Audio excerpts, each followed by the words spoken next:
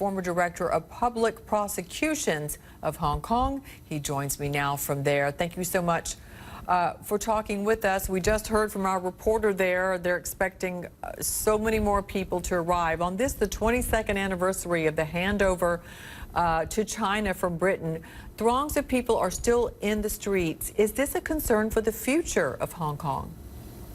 Well, people have the right to protest, and as long as they exercise that right peacefully, then this can be a good sign. Obviously, violence of any sort must be avoided, because if people do indulge in violence, that is a direct challenge to the rule of law. And the rule of law, of course, is fundamental to Hong Kong's success, both now and in future. However, though, police just say they can't block the streets. They can't be there, so they have pushed back before. So is that fair to the protesters who still believe this extradition law has not gone away, it's just been sidelined temporarily? Well, of course, the police will exercise maximum restraint, as they always do. But the chief executive has made it clear that the extradition bill has been suspended for the foreseeable future.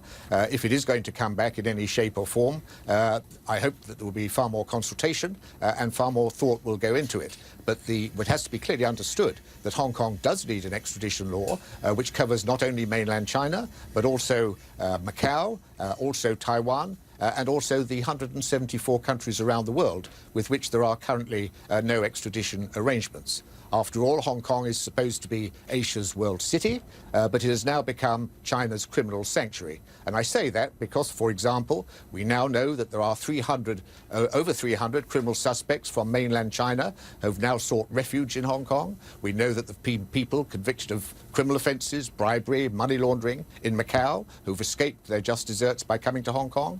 And we know of at least one case where an alleged murderer from Taiwan has come to Hong Kong and has sought sanctuary here. And nothing could be done to send them back to face their just deserts.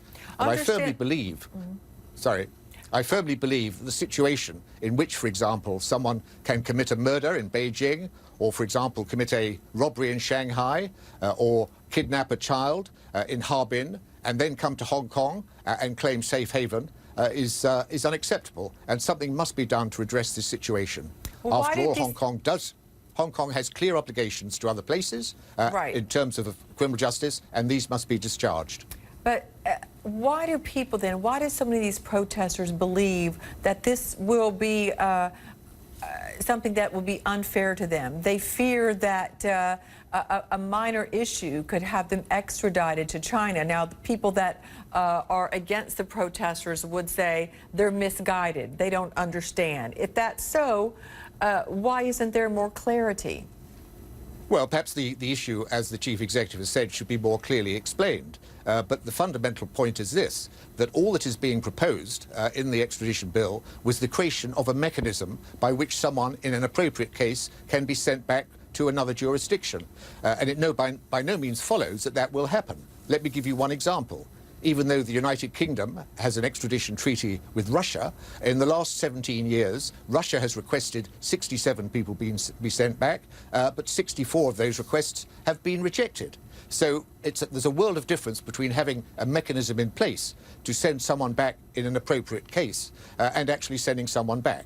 And under the proposals which the government put forward, no one would be sent back without a full court hearing, and if the offence was political, or the person to be sent back might be subjected to political persecution or be inhumanely treated, then that would be a ground for not returning the fugitive. So I really think that people haven't fully understood what exactly this was meant to achieve.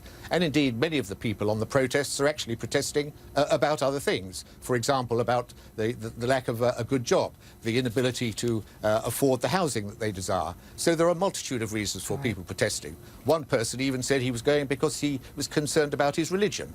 So all types of issues are being ventilated in these demonstrations, and they go well beyond the extradition matter. Yeah, the new generation that they've only known this Hong Kong seems to be, become quite fearful from this one bill. So there is definitely more communication that is needed. We appreciate your insights, Grenville Cross, for us. Thank you so much.